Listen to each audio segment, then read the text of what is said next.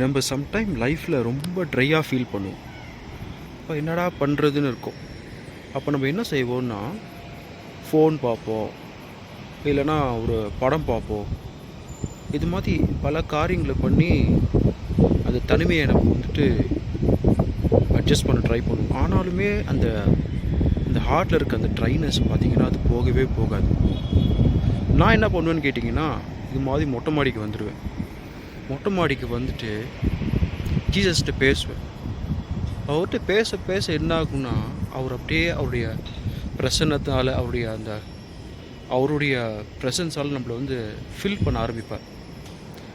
Jesus பார்த்திங்கன்னா, அவர் என்ன தான் கடவுளாக இருந்தாலும் அவர் கடவுளுக்குரிய எல்லா விஷயத்தையும் பரலோகத்திலே விட்டுட்டு மனுஷ மனுஷனாக இந்த உலகத்தில் வாழ்ந்து நம்ம பட வேண்டிய எல்லா கஷ்டத்தையும் அவர் பட்டு, நம்ம என்னெல்லாம் டெம்டேஷன் நம்ம கோத்ரூ பண்ணுறோமோ அதெல்லாம் கோத்ரூ பண்ணார். இருந்தாலுமே அவருக்கும் பிதாவுக்கும் இருந்த உறவு ஒரு நாள் கட் ஆகவே இல்லைங்க.